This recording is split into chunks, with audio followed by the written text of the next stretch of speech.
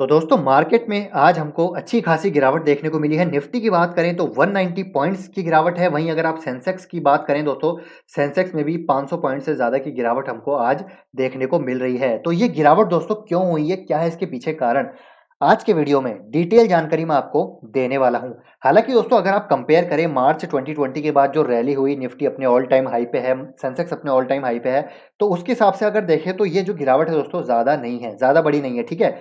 लेकिन लेकिन दोस्तों जो रीज़न्स हैं वो बहुत बड़े यहाँ पर बताए जा रहे हैं। और क्या ये दोस्तों एक बड़े फॉल की शुरुआत यहाँ से हो सकती है? ये जो रीज़न है दोस्तों, इसको कंपेयर किया जा रहा है जो 2008 का क्राइसिस था, सबप्राइम क्राइसिस, जो मॉर्गेज क्राइसिस था दोस्तों, लेमन ब्रदर्स वाला क्राइसिस था, उसके साथ इसको कंपेयर किया जा रहा है। तो आज के वीडियो में दोस्तों पूरी जानकारी, बहुत ही अच्छी नॉलेज आपको, बहुत ही अच्छी इन्फॉर्मेशन इस वीडियो में देने वाला हूँ, जहाँ पर मैं कंपेयर करने वाला हूँ दोस्तों 2008 के क्राइसिस को और ये जो रीज़न है उसको। क्या दोस्तों इस रीज़न की वजह से भी 2008 का जैसा क्राइसिस हमको देखने को मिल सकता है? क्या स्टॉक मार्केट इतना नीचे गिरेगा? तो आज के वीडियो में हम सारी बातें यहाँ पर सारी चर्चा करेंगे, सारी जानकारी आपको दूँगा, तो वीडियो दोस्तों पूरा देखिएगा। और इस वीडियो को पूरा देखने के बाद दोस्तों आप पैनिक में नहीं आएँगे और आप अपना वेल इन्फॉर्म्ड डिसीजन ले पाएँगे और आपको करना क्या है यहाँ पर उसके बारे में भी जानकारी दूँगा। तो वीडियो को बिना स्किप करे देखना है और वीडियो दोस्तों इन्फॉर्मेटिव लगे तो प्लीज़ दोस्तों इस वीडियो को ज़रूर शेयर कीजिएगा और अगर एफर्ट आपको दोस्तों पसंद आए तो प्लीज़ दोस्तों एक लाइक ज़रूर कीजिएगा। तो रीज़न जानने की कोशिश करते हैं, क्या है दोस्तों रीज़न जिसकी वजह से मार्केट में हमको गिरावट देखने को मिली? तो जी हाँ दोस्तों, यहाँ पर रीज़न है चाइना एवरग्रांडे क्राइसिस। और ये जो क्राइसिस है दोस्तों, सबसे पहले हम समझते हैं कि एवरग्रांडे क्या है। दोस्तों एवरग्रांडे एक second largest real estate developer company है चाइना की। जी हाँ दोस्तों, और ये जो है दोस्तों बहुत ही बड़ी कंपनी है, जहाँ पर ये कंपनी फॉर्च्यून 500 कंपनीज़ में इसका नाम शुमार था। और यहाँ पर दोस्तों देखिए क्राइसिस कैसे हो रहा है, यहाँ पर गवर्नमेंट ने दोस्तों अनाउंस कर दिया है कि एवरग्रांडे के पास, एवरग्रांडे एवरग्रांडे ये जो कंपनी है दोस्तों, जो रियल एस्टेट कंपनी है, रियल एस्टेट डेवलपर है, इसके ऊपर जो पेमेंट ऑब्लिगेशंस है, जो डेट है दोस्तों, उसको ये डिफ़ॉल्ट कर सकती है, जो कि शेड्यूल्ड है इस वीक में। और इसकी डेट अगर दोस्तों मैं आपको बताऊँ तो आप दोस्तों हैरान हो जाएँगे।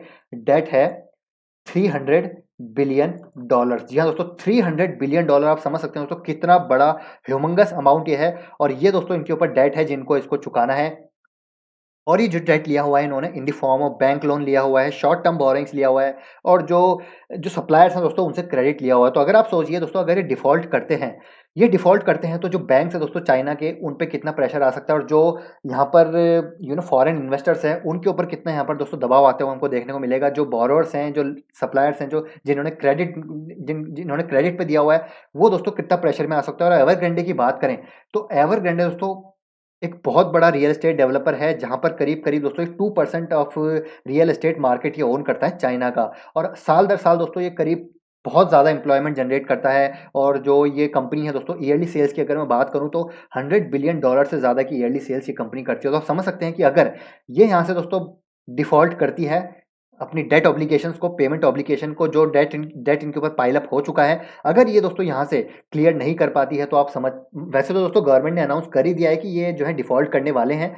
तो यहाँ पर अगर ये होता है तो आप समझ के चलिए कि मार्केट में दोस्तों प्रेशर देखने को मिलेगा और इसका डोमिनोज़ इफ़ेक्ट क्या हमको ग्लोबल इकोनॉमी में देखने को मिलेगा, उसकी चर्चा करते हैं डिटेल में। और यहाँ पर समझते हैं कि क्यों इसको दोस्तों लेमन ब्रदर्स से कंपेयर किया जा रहा है। तो लेमन ब्रदर का जो क्राइसिस था दोस्तों, फाइनेंशियल क्राइसिस 2008 का, जैसे कि आपको पता है, ये दोस्तों एक बहुत बड़ा क्राइसिस था। और इसको क्यों कंपेयर किया जा रहा है उसको समझ, देखिए दोस्तों, इस क्राइसिस को, जो ये एवरग्रांडे क्राइसिस है, इसको समझने के लिए सबसे पहले हमको समझना पड़ेगा 2008 का क्राइसिस। और 2008 का क्राइसिस भी दोस्तों एक मॉर्गेज क्राइसिस था। तो यहाँ पर इसको कंपेयर किया जा रहा है, उसको समझने के लिए दोस्तों पहले मैं आपको यहाँ पर पूरी स्टोरी बताऊंगा कि 2008 का जो क्राइसिस है, जो ये लेमन ब्रदर कोलैप्स था, ये कहाँ से शुरू हुआ था। ये शुरू हुआ था दोस्तों 2000 से, जहाँ पर सबसे पहले दोस्तों डॉट कॉम बबल आया, ठीक है? आपको पता है डॉट कॉम बबल था कुछ यहाँ पर यूएस की बात हो रही है। कॉर्पोरेट अकाउंटिंग स्कैंडल्स हमको बहुत सारे देखने को मिले यूएस में। और यहाँ पर दोस्तों सितंबर 11 में आपको पता है क्या हुआ, वर्ल्ड ट्रेड सेंटर पे टेररिस्ट अटैक। तो यहाँ से दोस्तों कहानी शुरू होती है, जब गवर्नमेंट का दोस्तों यहाँ पर इंटेंशन अच्छा था। They have started with the good intention कि यहाँ पर दोस्तों उन्होंने क्या किया, फेडरल बैंक जो था, जो आपको पता है दोस्तों फेडरल बैंक है, जो मेन बैंक है, उन्होंने दोस्तों यहाँ पर किया अपनी इंटरेस्ट रेट को काफ़ी कम कर दिया। 6.5% से 2002 की बात है दोस्तों, ये 1% यहाँ पर कर दिया। मतलब कि यहाँ पर इकोनॉमी को बूस्ट देने के लिए जो यहाँ पर डेंट पड़ा था डॉट कॉम बबल की वजह से, कॉर्पोरेट अकाउंटिंग स्कैंडल्स हुए थे, टेररिस्ट अटैक हुआ, उसकी वजह से यहाँ पर इकोनॉमी पे काफ़ी डेंट पड़ा, जिसको दोस्तों यहाँ पर बूस्ट देने के लिए इंटरेस्ट रेट जो है फेडरल बैंक ने 6.5 से घटाकर 1% कर दी। मतलब कि दोस्तों यहाँ पर आप समझ सकते हैं कि बिल्कुल फ्री कर दिया, चीप यहाँ पर, बिल्कुल डर्ट चीप यहाँ पर जो है इंटरेस्ट रेट कर दी, और ताकि दोस्तों जो मनी अवेलेबल हो पाए मार्केट में, बिजनेस को यहाँ पर मनी अवेलेबल हो पाए, जो कंज्यूमर्स हैं उनको बार्गेन रेट्स पे यहाँ पर इंटरेस्ट रेट पे पैसा मिल सके, ताकि दोस्तों इकोनॉमी में कंजम्पशन बढ़े, कंजम्पशन बढ़ेगा तो जीडीपी बढ़े। तो ये स्टार्ट हुआ था गुड इंटेंशन के साथ। लेकिन दोस्तों यहाँ पर देखिए हुआ क्या, जब 1% इंटरेस्ट रेट हो गई 2002 या 3 की 4 की बात है, जब इंटरेस्ट रेट हो गई तो यहाँ पर दोस्तों मॉर्गेज के जो रेट्स है, लो मॉर्गेज रेट्स भी हो गए। जी हाँ, तो लो मॉर्गेज रेट्स मतलब कि यहाँ पर जो घरों के जो इंटरेस्ट रेट थे घर लेने के लिए यहाँ पर बहुत ही कम हो गए। तो यहाँ पर दोस्तों कई जो बोरोअर्स थे उन्होंने इसका फायदा उठाया, जो ये लो मॉर्गेज रेट्स है उनका फायदा उठाया, और दोस्तों यहाँ पर जिनका भी घर खरीदने का सपना था, ड्रीम था, वो सब के सब दोस्तों यहाँ पर टूट पड़े घर लेने के लिए। यहाँ पर उन्होंने मार्केट से बोरोइंग्स ले ली। जो भी मतलब जितने भी दोस्तों यहाँ पर बोरोअर्स थे, अच्छे बोरोअर्स भी थे, और इसमें साथ-साथ दोस्तों सब प्राइम बोरोअर्स भी थे। मतलब कि पुअर क्वालिटी बोरोअर्स भी थे, और वो दोस्तों ज़्यादा क्वांटिटी में थे। जहाँ पर जो पुअर क्रेडिट रेटिंग थी, जिनकी जिनकी कोई क्रेडिट हिस्ट्री नहीं थी दोस्तों, उनको भी यहाँ पर जो लेंडर्स हैं उन्होंने पैसा लेंड कर दिया। यहाँ पर बोरो मनी जो है उन्होंने बोरो कर ली, जो सब प्राइम बोरोअर्स थे। तो यहाँ से दोस्तों शुरुआत हुई। अब यहाँ पर देखिए मार्केट जो है जो ये मॉर्गेज मार्केट है दोस्तों 70% तक जा पहुँचा था 2004 में। और दोस्तों जब ये सब कुछ यहाँ पर एक सैचुरेशन लेवल पे पहुंच गया, इकोनॉमी जब पटरी पे आने लगी, तो वापस से दोस्तों फेडरल बैंक ने क्या किया, मार्केट से इंटरेस्ट रेट को धीरे-धीरे बढ़ाना चालू किया, ठीक है? इंटरेस्ट रेट को धीरे-धीरे बढ़ाना चालू किया, और 2005 के आसपास यहाँ पर 5% के आसपास इंटरेस्ट रेट कर दी थी। तो यहाँ पर दोस्तों हुआ क्या, अब यहाँ पर जब 1% था तो यहाँ पर इन्वेस्टमेंट बैंकर्स की भी एंट्री हुई, जहाँ पर दोस्तों गोल्डमैन सैक, लेमन ब्रदर और जो जेपी मॉर्गन है, और भी बड़े जो 5-6 इन्वेस्टमेंट बैंकर्स थे, उन्होंने भी सेकेंडरी मार्केट में दोस्तों यहाँ पर मॉर्गेज बैक्ड सिक्योरिटीज़ के नाम पर यहाँ पर इन्वेस्टमेंट एडवाइस देना शुरू कर दिया। जो बड़े फॉरेन निवेशक थे, जो बाहर के, ऑस्ट्रेलिया के, यूके के, और जो बड़े ग्लोबल फंड हाउसेस थे, फॉरेन निवेशक थे, यहाँ पर पैसा लगाने लगे मॉर्गेज बैक्ड सिक्योरिटीज़ में, because of low interest rate. तो लेकिन दोस्तों जब मार्केट यहाँ पर वापस से इकोनॉमी पटरी पे आई, तो यहाँ पर 5% आसपास रेट कर दिया यहाँ पर फेडरल बैंक ने, और यहाँ पर दोस्तों हुआ शुरुआत खेल, यहाँ से हुई कहानी एक फॉल की। जी हाँ दोस्तों, यहाँ पर दोस्तों जो पुअर क्वालिटी लैंडर्स थे उनको दोस्तों यहाँ पर पैसा चुका नहीं पा रहे थे, क्योंकि उस टाइम दोस्तों यहाँ पर बहुत ही डीरेगुलेटेड, आप ये मान के सकते हैं कि यहाँ पर मान सकते हैं कि यहाँ पर एक चीज़ थी जो सही नहीं चल रही थी मार्केट में, वो थी यहाँ पर डीरेगुलेशन था। तो यहाँ पर दोस्तों पुअर क्वालिटी जो बोरोअर्स थे उनको भी पैसा दे दिया, और जो जिनके पास कोई क्रेडिट हिस्ट्री नहीं थी उनको भी पैसा दे दिया। तो यहाँ पर जो क्रेडिट चुकाने के मतलब जो यहाँ पर दोस्तों पैसा चुकाने के काबिल भी नहीं थे, उन्होंने भी यहाँ पर बड़ी अमाउंट में बोरोइंग्स यहाँ पर ले लिया, और उनका दोस्तों जब ये रेट्स बढ़ने लगी तो यहाँ पर दोस्तों फॉल शुरू होना शुरुआत हुई। यहाँ पर दोस्तों कई कई जनों ने यहाँ पर बैंक्रप्सी करना चालू की। छोटे लेंडर से ये शुरुआत हुई, छोटे-छोटे जो सब प्राइम बोरोअर्स थे उनसे शुरुआत हुई, जहाँ पर बैंक्रप्सी उन्होंने चालू कर दी। धीरे-धीरे दोस्तों ये जो है सेकेंडरी मार्केट में जाना चालू हुआ, जहाँ पर मॉर्गेज बैक्ड सिक्योरिटीज़ इन्होंने दोस्तों, ये जो इन्वेस्टमेंट बैंकर्स हैं जैसे Lehman Brothers, Goldman Sachs, JP Morgan, और बैकन एंड स्टैंस नाम से एक है, तो इन्होंने साथ दोस्तों मॉर्गेज बैक सिक्योरिटीज़ के नाम पर यहाँ पर इन्वेस्टमेंट एडवाइस देना चालू कर दी। जो बाहर के निवेशक थे, यूके, यूरोप, ऑस्ट्रेलिया वगैरह के, उन्होंने यहाँ पर बड़ा पैसा लगा दिया, बिकॉज़ यहाँ पर डर्ट चीप प्राइसेस में यहाँ पर उनको यहाँ पर ये जो है देखने को मिल रहा था, क्योंकि यहाँ पर इनको उस समय लग रहा था कि फ़ायदा होगा, अभी 1% पे यहाँ पर माल उठा रहे हैं, बाद में बेच देंगे। लेकिन दोस्तों यहाँ पर क्राइसिस होना चालू हुआ। जी हाँ दोस्तों, यहाँ पर ये कैश फ्लोज़ में दिक्कत होना चालू हुई 2006 के बाद से, और 2006 के बाद से दोस्तों यहाँ पर कैश फ्लोज़ में दिक्कत होने लगी, जहाँ पर ये इसको कैश फ्लोज़ को मेंटेन नहीं कर पाए, और ये जो जितने भी इन्वेस्टमेंट बैंक्स हैं दोस्तों यहाँ पर इसको हैंडल नहीं कर पाए। और यहाँ पर दोस्तों जैसे-जैसे प्राइस इंक्रीज़ करने लगा फेडरल बैंक, तो यहाँ पर दोस्तों एक तरह से बैंक्रप्सी फाइल होती गई, क्योंकि यहाँ पर पैसा चुकाने में दोस्तों कोई काबिल था नहीं, और यहाँ से शुरुआत हुई दोस्तों बैंक्रप्सी की लेमैन ब्रदर की। जी हाँ दोस्तों, हालाँकि यहाँ पर bail out package federal bank ने दे दिया था, जिसका कई लोगों ने लिया भी था, जैसे कि गोल्डमैन सैक ने दोस्तों यहाँ पर बेल आउट पैकेज लिया था, जेपी मॉर्गन ने यहाँ पर बेल आउट पैकेज लिया था, मॉर्गन स्टैनली ने यहाँ पर बेल आउट पैकेज लिया था। लेकिन लेमैन ब्रदर्स ने दोस्तों बेल आउट पैकेज लेने से मना कर दिया, और फाइनली बैंक्रप्सी यहाँ पर फाइल कर दी। और बैंक्रप्सी फाइल होने के बाद से दोस्तों आपको पता है कि 2008 में कितनी खतरनाक गिरावट हमको देखने को मिली। तो ये था दोस्तों लेमन क्राइसिस। और जहाँ पर दोस्तों अगर आपको समझना चाहिए दोस्तों, यहाँ पर बेसिकली जो ये इन्वेस्टमेंट बैंकर्स हैं, कमोडिटी ट्रेडिंग्स और ब्रोकरेज सर्विसेज में हैं, और इन्वेस्टमेंट बैंकर्स हैं जहाँ पर बाहर के ग्लोबल जो फॉरेन निवेशक हैं वो भी पैसा लगाते हैं। तो कई बैंक से बाहर के बैंक्स थे जो बड़े-बड़े एसेट मैनेजमेंट फंड हाउसेस थे उस टाइम के, उन्होंने पैसा लगा रखा था। तो सबने यहाँ पर बैंक्रप्सी फाइल कर दी क्योंकि मोटा पैसा लगा रखा था और उसके बाद उस पैसे को दोस्तों वहाँ पर वो रिकवर नहीं कर पाए। तो इसकी वजह से बैंक्रप्सी लेमन जब ने फाइल करी और कई दोस्तों यहाँ पर बेल आउट पैकेज देने के बाद भी जब सब कुछ सही नहीं हुआ तो यहाँ पर स्टॉक मार्केट हमको लगातार गिरता हुआ देखने को मिला। अब यहाँ पर दोस्तों हुआ क्या था लेमन ब्रदर में कि जो बाहर की इकोनॉमीज थी वो भी इन्वॉल्व थी यूएस में, इसलिए एक रिपल इफेक्ट, एक डोमिनोज इफेक्ट हमको देखने को मिला और बाहर के स्टॉक मार्केट्स भी हमको गिरते हुए देखने को मिले, जैसा कि आपको पता ही है। लेकिन दोस्तों अगर बात करते हैं एवरग्रांडे की, तो एवरग्रांडे दोस्तों देखिए, जहां तक मैंने पढ़ा है, अभी मैं इसके बारे में रीड कर रहा था, एवरग्रांडे में दोस्तों देखिए यहाँ पर हालांकि डेफिनेटली यहाँ पर एवरग्रांडे में कई जो बड़े निवेशक हैं जैसे ब्लैक रॉक भी दोस्तों इन्वेस्टेड है यहाँ पर रियल एस्टेट सेक्टर में, और भी एक दो है, लेकिन इतने ज्यादा दोस्तों फॉरेन निवेशक यहाँ पर चाइना के रियल एस्टेट मार्केट में इन्वेस्टेड नहीं है, ठीक है। मोस्ट ऑफ दी जो एवरग्रांडे की डेट है दोस्तों वो चाइनीज बैंक के साथ ही है, जहां पर मेरे को लगता है कि इतना इम्पैक्ट ग्लोबल लेवल पे आता हुआ हमको देखने को नहीं मिलेगा। थोड़ा बहुत आ सकता है दोस्तों, थोड़ा बहुत आ सकता है, लेकिन जो 2008 का क्राइसिस था वैसा यहाँ पर बिल्कुल देखने को नहीं मिलेगा। तो अगर आप ऐसा एक्सपेक्ट कर रहे हैं तो मुझे देखिए, मेरा पर्सनल ओपिनियन है, मैं गलत भी हो सकता हूँ दोस्तों, और I have the right to be wrong. तो यहाँ पर दोस्तों मैं अपनी स्टडी आपके साथ शेयर कर रहा हूँ ताकि दोस्तों आपको एक पर्सपेक्टिव मिले, ठीक है, जो मैंने पढ़ा है।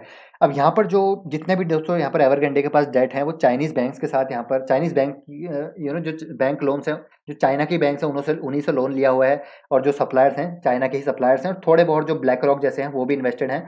तो अब ये पता नहीं दोस्तों उन्होंने कितना पैसा यहाँ पर लगा रखा है, ये तो डिपेंड करता है कि अब यहाँ पर ऐसा नहीं है कि दोस्तों बहुत बड़े जो है, इंडिया की बात करें, इंडिया ने आई थिंक यहाँ पर दोस्तों कोई पैसा नहीं लगाया हुआ है।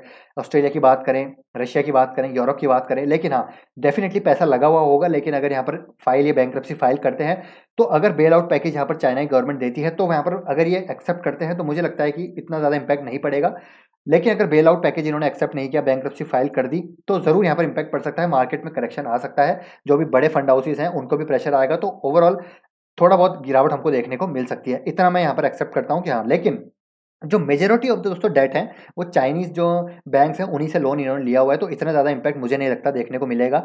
इतने ज़्यादा दोस्तों हार्डली मेरे ख्याल से कोई फॉरेन इन्वेस्टर यहाँ पर रियल एस्टेट सेक्टर में इन्वेस्ट किया होगा मेरी रीडिंग के अकॉर्डिंग। और जो ग्रोथ है दोस्तों चाइना में स्लो डाउन हो सकती है, बिकॉज यहाँ पर जो बेसिकली देखिए कमोडिटी दोस्तों, बेसिकली जो बात करें तो चाइना दोस्तों एक कमोडिटी कंजम्पशन ड्रिवन कंपनी है, कमोडिटी का काफ़ी ज़्यादा कंजम्पशन है इधर। तो मुझे लगता है कि दोस्तों स्टील जो सेक्टर है और जो मेटल सेक्टर है उस पर डेफिनेटली प्रेशर देखने को मिल सकता है। हालांकि दोस्तों पहले ये इंपोर्ट करते थे काफ़ी, लेकिन दोस्तों अब यहाँ पर एक नेट सॉरी अभी दोस्तों एक नेट एक्सपोर्ट कंपनी बन चुके हैं, जहाँ जी हाँ दोस्तों ये आप नेट एक्सपोर्ट कंपनी बन चुके हैं, मतलब कि कंट्री बन चुके हैं। तो यहाँ पर मुझे लगता है कि दोस्तों यहाँ पर ज़्यादा इम्पैक्ट देखने को नहीं मिलेगा। हालांकि पहले दोस्तों ये बहुत ज़्यादा इंपोर्ट करते थे, तो इंपोर्ट अब दोस्तों इतना नहीं है, इनका एक्सपोर्ट ज़्यादा है, तो इसलिए मुझे लगता है कि ज़्यादा इम्पैक्ट यहाँ पर हमको देखने को नहीं मिलेगा। तो ग्लोबल मार्केट्स में इतना ज़्यादा इफेक्ट नहीं देखने को मिलेगा जैसा मुझे लगता है। लेकिन हाँ, थोड़ा बहुत अगर यहाँ पर करेक्शन आता है 5-10% का, तो मेरे ख्याल से दोस्तों ये एक अपॉर्चुनिटी होनी चाहिए हमारे जैसे निवेशकों के लिए, जो दोस्तों इंडिया की लॉन्ग टर्म स्टोरी पे बिलीव करते हैं। क्योंकि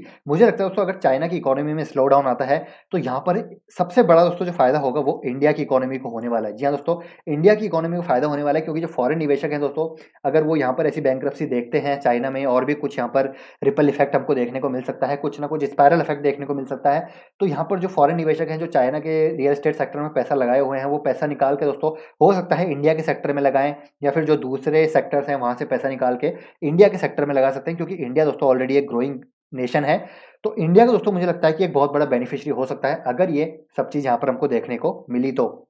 और अगर आप दोस्तों अगर लॉन्ग टर्म निवेशक हैं तो यहाँ पर दोस्तों आप इन्वेस्टेड रहिए, कोई भी पैनिक करने की जरूरत नहीं है। और जैसा मैं हमेशा कहता हूँ, कीप कैश फॉर क्रैश। जी हाँ दोस्तों, कीप कैश फॉर क्रैश। और मार्केट में दोस्तों कैश किसी भी रीजन से आ सकता है। 2008 में लेमन ब्रदर का क्राइसिस हुआ था, हो सकता है एवरग्रांडे का ये जो सीन हो रहा है इसकी वजह से मार्केट में थोड़ा बहुत करेक्शन हमको देखने को मिले।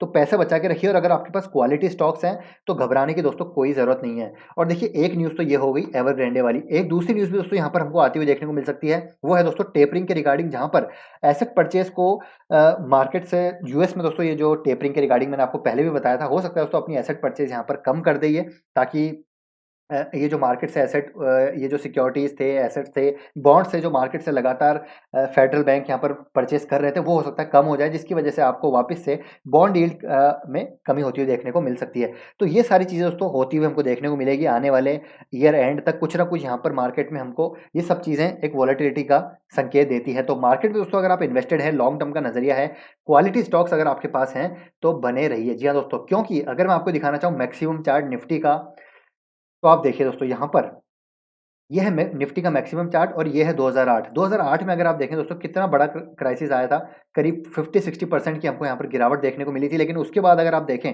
मार्केट दोस्तों अपने ऑल टाइम हाई पे है। अगर मार्केट मान लीजिए यहाँ से अगेन 10-20% करेक्ट भी हो जाता है ना दोस्तों, अगले आने वाले फिर से 5-10 सालों में आपको मार्केट अपने ऑल टाइम हाई टच करता हुआ देखने को मिलेगा। इसलिए क्वालिटी स्टॉक्स में आप इन्वेस्टेड हैं, जिसका मैनेजमेंट अच्छा है, जिसके फ्यूचर प्लान्स अच्छे हैं, ग्रोथ प्लान्स अच्छे हैं और फंडामेंटल कंपनी के अच्छे हैं और सेक्टर अच्छा है, तो अगर आप इसमें इन्वेस्टेड हैं तो इन्वेस्टेड रहिए। घबराने की कोई बात नहीं है दोस्तों, इनको आप चाहे तो और एक्यूमुलेट कर सकते हैं। अब यहाँ पर दोस्तों ऐसा नहीं है कि आप किसी खराब सेक्टर में एंट्री ले रखे हैं, किसी फंडामेंटली वीक इस कंपनी में आपने जो है एंट्री ले रखी है और वहाँ अच्छा खासा पैसा लगा रखा है, किसी ऐसी कंपनी में पैसा लगा रखा है जहाँ पर कंपनी जो है बहुत बड़े डेट में डूबी हुई है, तो ऐसे स्टॉक से दोस्तों आपको निकल जाना चाहिए। मैं आपको कई बार बोल चुका हूँ, फंडामेंटली स्टॉक कंपनीज के साथ रहिए जिनके फंडामेंटल्स अच्छे हैं, जो मोनोपोली है, चाहे मिड कैप में बात करें चाहे स्मॉल कैप में बात करें, यहाँ पर क्वालिटी कंपनीज होनी चाहिए जो कि आपको लॉन्ग टर्म में अच्छा खासा भागते हुए देखने को मिलेगी। तो ये दोस्तों एनालिसिस आई होप आपको इन्फॉर्मेटिव लगा होगा, आपको यहाँ पर पता चल गया होगा कि आपको करना क्या है। तो मार्केट में अगर फॉल आता भी है, हालांकि मुझे लगता नहीं है इतना यहाँ पर इम्पैक्ट पड़ेगा ग्लोबल इकोनॉमीज में, steel sector, metal sector, because जो कमोडिटी सेक्टर है दोस्तों, जैसे मैंने आपको बोला, यहाँ पर काफ़ी ज़्यादा इम्पैक्ट पड़ता है क्योंकि ग्लोबल लेवल पे यहाँ पर प्राइसेस वेरी करती हैं, फ्लक्चुएट करती है, तो उसका इम्पैक्ट ग्लोबल लेवल पे पड़ता है। इसलिए कमोडिटी सेक्टर दोस्तों मैं आपको हमेशा बोलता हूँ अवॉइड कीजिए, जहाँ पर मेटल सेक्टर आता है, क्योंकि यहाँ पर दोस्तों ग्लोबल फैक्टर्स काफ़ी ज़्यादा हावी रहते हैं रादर देन कंपनी के खुद के फंडामेंटल्स या खुद का बिजनेस मॉडल या फिर खुद के प्रोडक्ट्स। ठीक है, मेटल सेक्टर ग्लोबली वेरी करता है, इसलिए आपको यहाँ पर कमोडिटी सेक्टर में इन्वेस्ट रहना है। तो अगर आप यहाँ पर कॉम्पिटेंट हैं तभी इन्वेस्ट रहिए, नहीं तो आप प्रॉफिट बुक करके निकल सकते हैं। तो आई होप दोस्तों ये वीडियो आपको पसंद आया होगा, पसंद आया तो वीडियो को लाइक कीजिए, शेयर कीजिए, चैनल को सब्सक्राइब कर लीजिए। इसी प्रकार के बेहतरीन इन्फॉर्मेशन के लिए मिलते हैं दोस्तों आपसे नेक्स्ट वीडियो में। Till then take care, bye bye.